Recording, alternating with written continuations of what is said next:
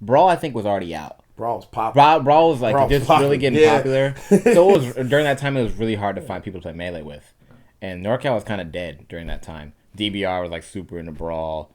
The only people that really played Melee was me, us, and Zoo. Really, but we didn't play with Zoo like that. But Bob Money. Bob Money was playing Lord of the Rings for the computer. Wait, who else was?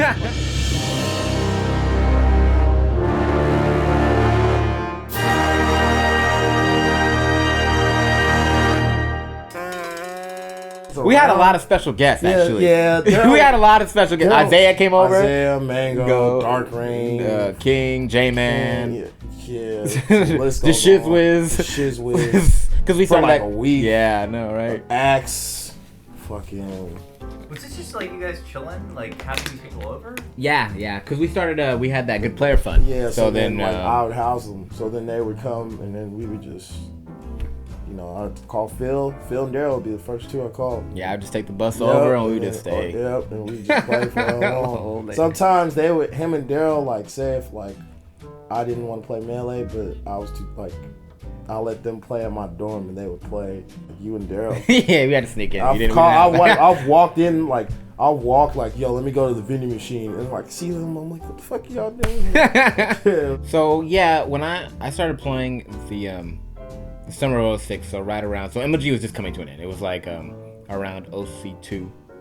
So, it was, like, it was, like, MLG had like they hadn't done Vegas or the playoffs yet, but it was around that time. And at that point, I hardly went to tournaments. Like I never went to tournaments. Yeah, because you were in Modesto. Yeah, so it was just like. So yeah, I started. I think the first NCT2 was my first big tournament, and OC2 was around the time that I started.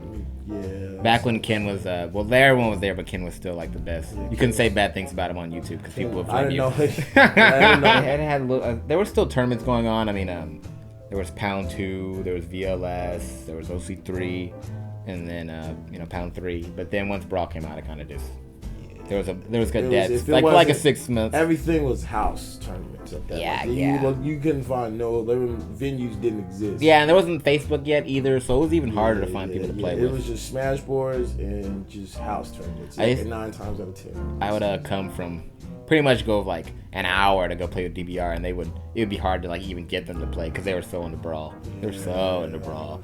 They're like, this is it, man. This is it. Yeah. This is the next level of game. They used to delete their old Melee videos to put Brawl videos on there. It's a hard time. It's a hard time. I think Brandon deserves like a lot of credit because his channel pretty much saved Melee. Like pretty much, I think so. I think he did it like. It's funny. Like all those videos were really big. It really jump started. Like the Wombo Combo. West Coast Smash League. There was a lot of classic footage that really, especially on the West Coast. I know like the East Coast had ROM, but for us, Brandon's channel really pumped the scene back up. They had commentary on the MLG videos. Yeah. And go ahead. The first time I saw it again was on Pac-Man's channel. They had done it. They had done. Yes, that's 1-1. Smash 3. Cactar's joining me. We're gonna talk about. So depressed. Cactar is depressed. And then we had talked about doing it. Yeah. And the first time we did it was on a pre-recorded match. It was Justin versus. You type in like RE because it's like a response to the original one. Here goes Ray versus Justin. Match 1. Justin Smarth. He's been this is pretty much his main now. He's trying to lose Falco. Mr. 9th place. Like Falcon is Mars versus Luna and Fox. On Dreamland. It's on Dreamland. It's like literally the first commentary we did. Probably the worst I've ever seen in my Smash. And I don't know. When I got the idea, like, man, we could do that. Like, yeah. You know what I mean? But that's kind of how it starts, though. Yeah, we baby steps. Yeah, but it was cool because I just felt like there was a lot of good stuff that like no one witnessed, and like we would talk about these moments, and then they would just become like moments. People typing in Smash Boards. Did you see what Jeff did last weekend? No one would know. Like, nah. It's like now you just record it, and then like the cool thing is you get to watch, like if you start from the beginning of that channel and just work your way up, you get to watch the progress of like the players, like think about like Short. Yeah, exactly. Like, shout outs to Lumpy because he's the one who like edited the clip. No, he didn't edit it. when it first came, I didn't edit the videos yet. I'm like, he's the first person I talked. Like, me and him were really tight back then. I'm still like, that's my boy. So I was like, yo, you gotta check this combo out. Jeff eventually, he was the first person I showed. I'm like, yo, send them the match on AIM, you know, file sharing.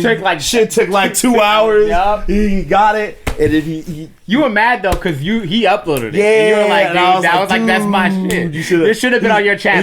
He was like, honestly, Brandon, you know you weren't gonna upload it. I was like, yeah, you're probably right. The unsung hero is definitely Bobak because he's the one that went and got the equipment. Remember, we didn't have something, and Bobak went to the store and get it. Yeah, if he hadn't done that, we wouldn't have been able to. You wouldn't have been able to record that day. I forgot that. So shout out to Bobak because if Bobak hadn't made that trip, we wouldn't have had the. Yeah. They did a mock version on me first the night before. It was like it was NorCal, but it was like it was at Luis's house. Yeah, and they did like a mock version. They did like 2 versions actually. It was the same one without the shine up smash. Was it okay? Yeah, one is the exact same thing without the shine up smash. And one was with a Falcon Punch or something. But they called it the Wombo combo. So when they got the setup, we were pretty much already going crazy. Yeah. Happy feet, Wombo combo. That ain't Falco.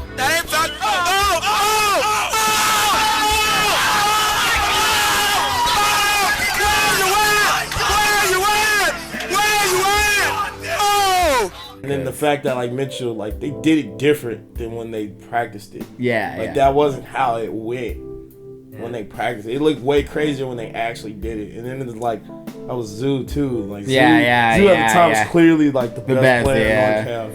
So it was crazy. Yeah, it was like I don't like try to get too caught up in it, but people still like come up to me like, oh, dude, I love like the comment, and like I never really, but I it's definitely crazy that it's had such an effect on the scene, and I'm definitely grateful to be a part of it because it was a big moment. Yeah, for real, it's definitely a big moment. From there is when like I'd say East Coast in particular started really gravitating towards what was happening out West. Like the West Coast was kind of a hidden region at that point. I mean, with the exception of Mango. Because the East Coast had been so much better than us before that.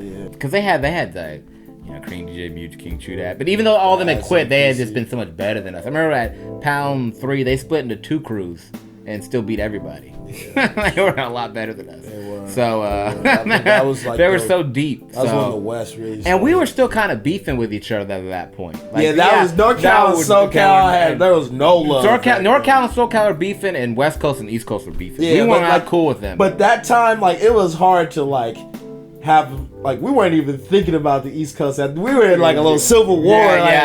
California. We had definitely like we had Jeff and like. Back then, before Mango had gotten hella good, Jeff could beat Mango. So that was kind of like, oh, well, we got Jeff. And they got Mango. And then that was a really good set. The first time they met and Mango made that comeback on Corneria, that's a really good set. Don't do it. This is it. This is for all the marbles. Finals, baby. 2-2. 2-2. Where you at? Every time Jeff gets a grab, they hold their breath because they know what's coming. Come on, Jeff.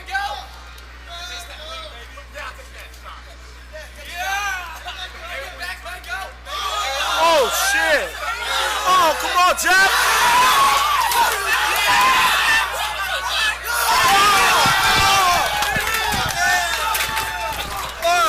They're more like bro, homie. Yeah, for life. They'll definitely all sleep in the same bed, 7 deep. 7 deep. We're not doing that here. They're I think they're a little more competitive too. They just say what they think. Like, I'm gonna beat you, man. They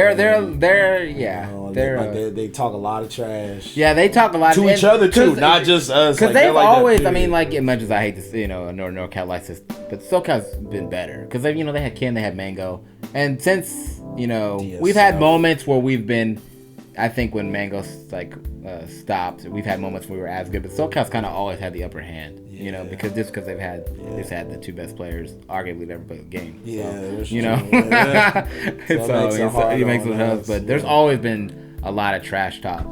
Say like at the end of the day, like we'll all eat together, like we all keep that serious, but it's like this weird divide that I can't like. It's just like a vibe, you know what I mean? Yeah. It's not as prominent as it used to be. Now it's just more like, whoever's good is good now. But back then it used to be like, can't team with you because you're from NorCal. Yeah, we definitely had especially like even with the East Coast, because no one was going to anything. There was like no reason. Like we used to talk shit to Scar all the time. Like we were beefing with, because Scar talked trash about Hugo. So West Coast is all defensive about that. That's the one time Cali comes together when East Coast comes in. Like, it's like the whole NorCal SoCal thing goes out the window. Yeah, exactly.